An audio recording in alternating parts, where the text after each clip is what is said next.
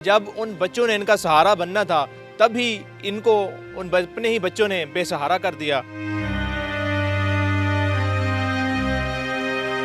लोगों की दुकानों के बाहर जब दुकानें बंद हो जाती हैं, शटर डाउन हो जाते हैं, तो दुकानों के बाहर आकर इनको सोना पड़ता है।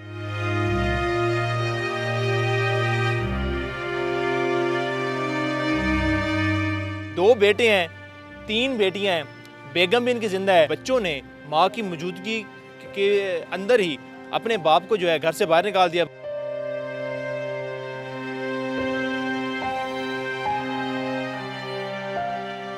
कहते हमें दे ही जो दी, कहाँ से दूँ, जगह भी बेच दी और भी चीज़ें मैंने बेच दी, इनको पैसे दे दिए। ऐसी औलाद से अल्लाह ताला महरूम रखे। आपसे बदतमीजी करते थे, डांटते थे? बदतमीजी 2-3 दफ़ा मेरे हाथ ही पड़ गया। मारा भी आपको? हाँ जी, मारा भी। दोज़ख का अज़ाब इन्होंने खुद खरीदा, मैंने नहीं दिया। अस्सलाम वालेकुम नाज़रीन, न्यू डिजिटल में खुशामदीद। नाज़रीन, मेरे साथ 64 साला मोहम्मद इकबाल मौजूद हैं, जो कि 5 बच्चों के बाप हैं। लेकिन जब उन बच्चों ने इनका सहारा बनना था तब ही इनको अपने ही बच्चों ने बेसहारा कर दिया। 64 साला शख्स जो है इन सर्दियों में दर बदर की ठोकरें खाने पर मजबूर है। लोगों की दुकानों के बाहर जब दुकानें बंद हो जाती हैं, शटर डाउन हो जाते हैं, तो दुकानों के बाहर आकर इनको सोना पड़ता है। और इस ठंड की वजह से इनको नमूनिया भी हो चुका है। नमूनिया होने के बाद जो है इन्होंने खुद मेहनत मजदूरी करना शुरू कर दी दोबारा से, और उसके पैसों के साथ दवाई भी ली, अपना इलाज भी करवाया, फालिज भी हो चुका हुआ है। 2 बेटे हैं, 3 बेटियाँ हैं, बेगम भी इनकी ज़िंदा है। लेकिन क्या ऐसा मामला हुआ, क्या ऐसी वजह हुई कि बच्चों ने माँ की मौजूदगी के अंदर ही अपने बाप को जो है घर से बाहर निकाल दिया? बाकी मामला जो है, बाकी सूरत हाल जो है नहीं से जानते। अस्सलाम वालेकुम बाबा जी। वालेकुम सलाम। बाबा जी कैसे हैं? ठीक है, अल्लाह का शुक्र है। कैसी गुजर रही है ज़िंदगी? बस ठीक ही, जिस तरह भी अल्लाह ताला ने रखा, बेहतर रखा मुझे।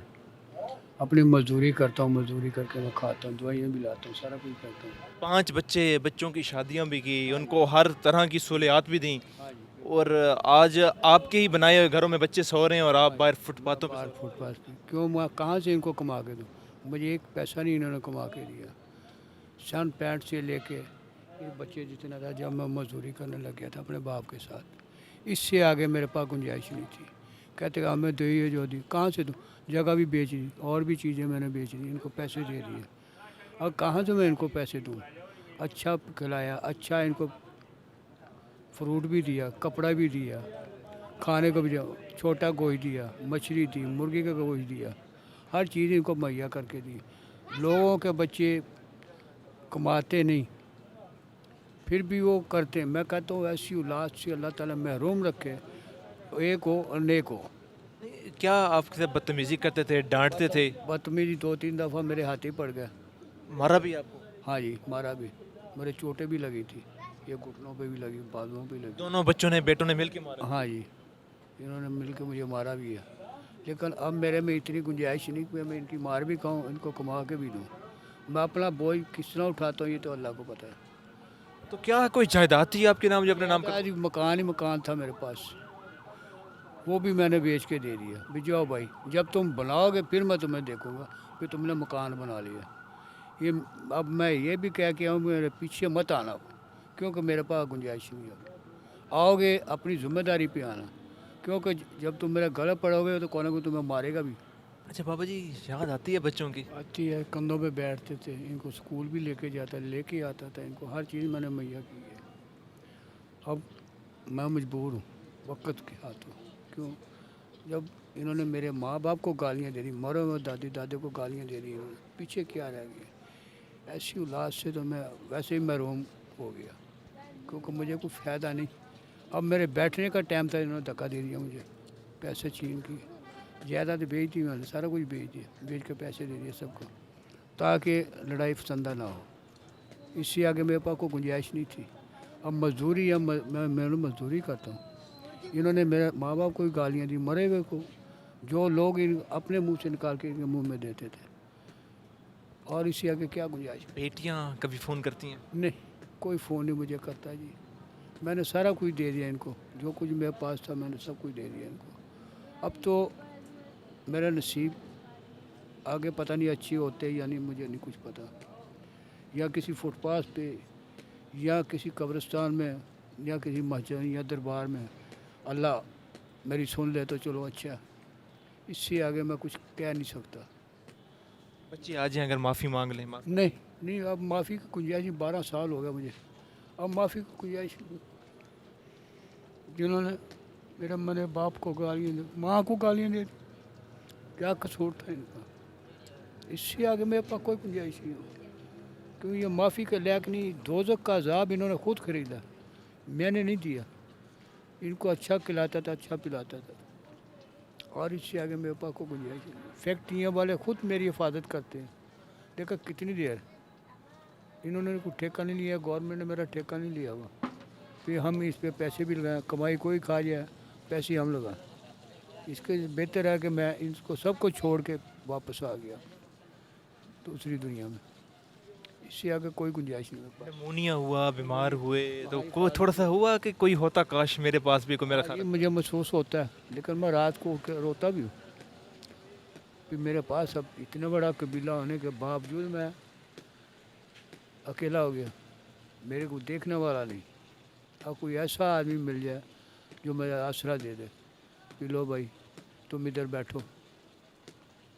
अगर मैं मशीन छोड़ देता हूँ मैं बीमार हो जाऊँगा, क्योंकि सारी उम्र मैंने मजदूरी की है। इससे आगे मेरे पास गुंजाइश नहीं है, और मैंने क्या कहना इनके लिए, क्योंकि जो कुछ मैंने कहना था कह दिया बस। बीमारी में उठ के जाना, काम भी करना, फिर खाना वगैरह भी अपना, कैसे सब कुछ? खाना मेरा लेके आते थे मजदूर, कारीगर लेके आते थे, वो खुद खाना लेके, मेरा नाश्ता भी दोपहर को शाम को हर चीज़ मेरे ला के देते थे।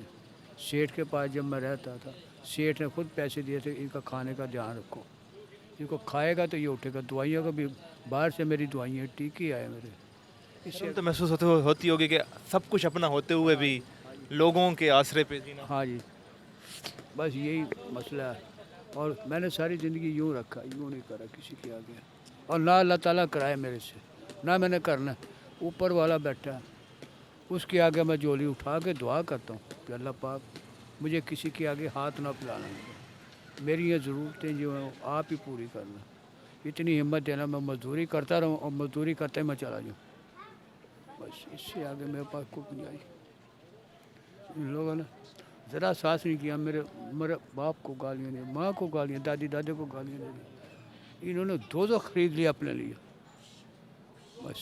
तो बच्चों को पैगाम देंगे? नहीं, मैं कोई पैगाम नहीं देना चाहता इनको, कुछ नहीं देना चाहता, क्योंकि मैं खुद मजबूर हो गया। इन्होंने ज़रा साहस नहीं सोचा, उन बेचारों ने क्या किया, इनकी सारी खुशी पूरी करी, मेरे से अलावा इनको ला के देते थे, मैं भी ला के देता। एक पीस लेने जाओ रेडीमेड का बना हुआ,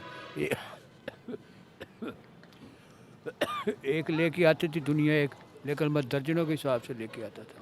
फिर एक उतारे दूसरा पहने, दूसरा उतारे तीसरा पहने।